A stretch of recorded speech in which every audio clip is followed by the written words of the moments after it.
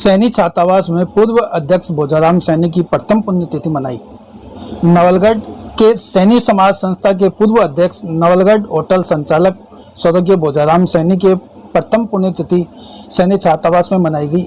पुण्यतिथि के अवसर पर संस्था अध्यक्ष सुरेंद्र सैनी, राधेश्याम सैनी, मुरली मनोहर चौबदार, छोटेलाल नांगलिया, एन हरिराम सैनी, सावमल सैनी, स्वर्गीय भोजाराम सैनी के सुपुत्र सत्यनारायण सैनी, सुभाष सैनी, संजय सैनी, मानव अधिकार कमेटी के जिला अध्यक्ष नरेश कुमार सैनी, ओपी राजौरिया, सुभाष चौबदार, सोनू सैनी, रेखा सैनी, सिया सैनी, रवि सैनी, हिमेश सैनी, राजेश, अविनाश, ताराचंद सैनी आदि ने पुण्यतिथि पर पहुंचकर श्रद्धांजलि अर्पित की। उनकी आत्मा को शांति के लिए 2 मिनट का मौन धारण किया गया। संस्था अध्यक्ष सुरेंद्र सैनी ने कहा, भोजाराम सैनी ने अपने जीवन में समाज में ही नहीं अपितु सर्व समाज में भी अपनी पैठ बनाई। वो सभी समाजों से जुड़े हुए रहे और वे आए हुए सभी व्यक्तियों का सम्मान करते थे। छात्रावास में उन्होंने हमेशा एक मार्गदर्शक के रूप में अग्रणी भूमिका निभाई। राधेश्याम सैनी ने भी अपने विचार व्यक्त किए।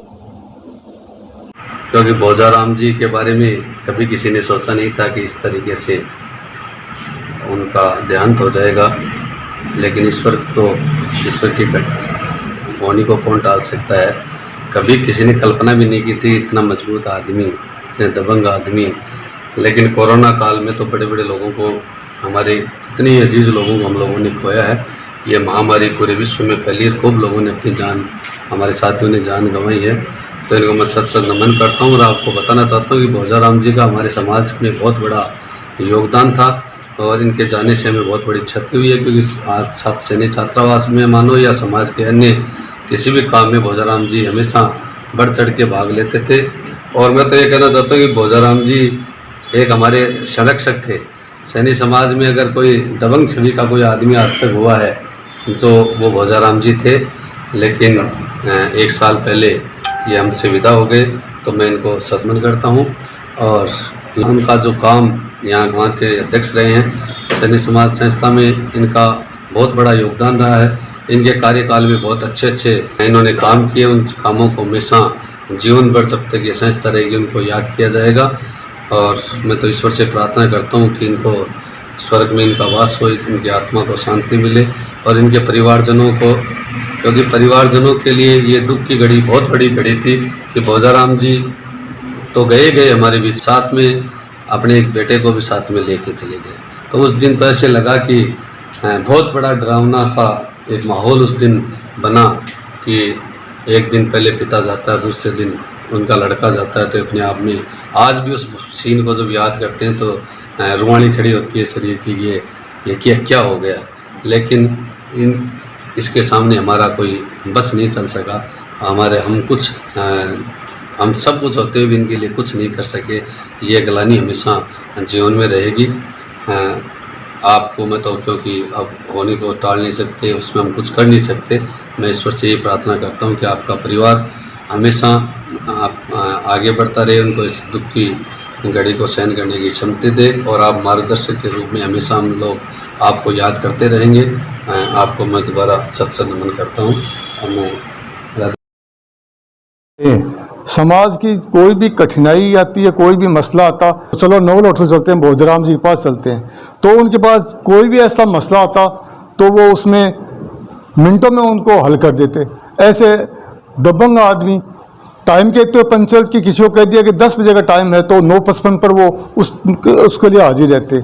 इस संस्था में इन्होंने बिना किसी जोर जबरदस्ती के, सब सहमति से दुनिया भर के इन्होंने मतलब काम करवाए। यह हॉल का करवाया, किचन का करवाया उन्होंने, लेकिन किसी को ऐसा प्रेशराइज नहीं किया कि कोई आदमी कोई काम कराते वक्त ये सोचे कि यार मेरे को इन्होंने दबा कर किया है। खुशी वो उनका ये मन में ये रहती है कि यार कोई भी काम करना है, वो समाज के कोई व्यक्ति से कोई चंदा लेना है तो उसको राजी करके लो। मुझे आज 12 महीने बाद भी ऐसा नहीं लग रहा है कि भोजाराम जी हमारे बीच नहीं है। मैं उनके परिवार को ये कर रहा हूँ, उनकी भगवान उनको शक्ति दे ये ब्रजपात सहने की। दूसरा, उनके जो दूसरे दिन उनके लड़के का जो देहासन हो गया, उसके लिए भी मैं नमन करता हूँ। भगवान से आता हूँ उसको अपने चरणों में स्थान दे। भोजाराम जी को श्रद्धा सुमन अर्पित करते हुए, अपन सब देखते हैं कि आदमी जो दुनिया में आता है उसको जाना तो होता है, सभी जाते हैं समय समय पर, लेकिन अचानक कोरोना काल में बहुत से लोग चले गए, आप भी चले गए हमें छोड़कर, बड़ा पुत्र चला गया। इससे बड़ी दुख की बात तो क्या हो सकती है।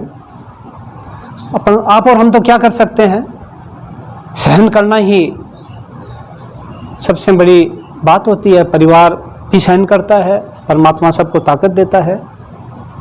बाकी दुनिया किसको याद करती है? दुनिया तो उसको याद करती है जो सामान्य से हटकर कुछ विशेष करता है। सामान्य तो लोग आते हैं जाते हैं चले जाते हैं, कौन किसको याद करता है। लेकिन जो कुछ हटके काम करता है, चाहे वो सामाजिक मंच है, चाहे वो परिवार का मंच है, चाहे संबंधों के बीच में है, चाहे वो धार्मिक संस्थाएं हैं, राजनीतिक संस्थाएं हैं, कहीं भी जो विषय से हटकर, जो सामान्य से हटकर जो काम करता है उसको दुनिया याद करती है। आप सुन रहे हो सारी बातें। एक राजघराने से लेकर, जो नवलगढ़ का राजघराना, उससे लेकर और आम आदमी, छोटे बच्चे से लेकर बड़े बूढ़े तक, इन्होंने एक पहचान बनाई है। कैसे किसको क्या टैकल किया जाए, इनसे सीखने की बात होती थी। राजघराने में टिके रहना लंबे समय तक हर किसी के बस की बात नहीं है। और वो लोग किसको सम्मान देंगे, ये तो आप और हम सब जानते हैं ना। जो व्यवस्थित अनुशासित उनके बीच में रहेगा उनको सम्मान देंगे राजघराने वाले, ये तो आप अपन सारे समझते ही हैं। तो उन लोगों के बीच में, अपने समाज के लोगों के बीच में, दूसरे सभी समाजों के बीच में, ये बड़ी बात है। कोई एक आदमी अपने समाज में पैठ बना सकता है, लेकिन सर्व समाज में, सभी समाजों में पैठ बनाई, राजघराने से लेकर सामान्य परिवार तक पैठ बनाई।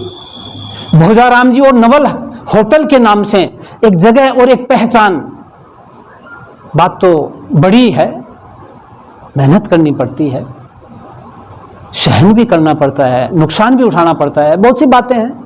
लंबे में नहीं जाकर इतना ही कहूँगा इस अवसर पर जो युवा साथी बच्चे बैठे हैं कि इन्हें आदर्श मानते हुए अच्छा करेंगे, अच्छा बोलेंगे, घर का माहौल अच्छा करेंगे, मिलजुल कर काम करेंगे, एक दूसरे का सम्मान करेंगे, आगे बढ़ेंगे। परमात्मा इनको श्री चरणों में स्थान दे। धन्यवाद।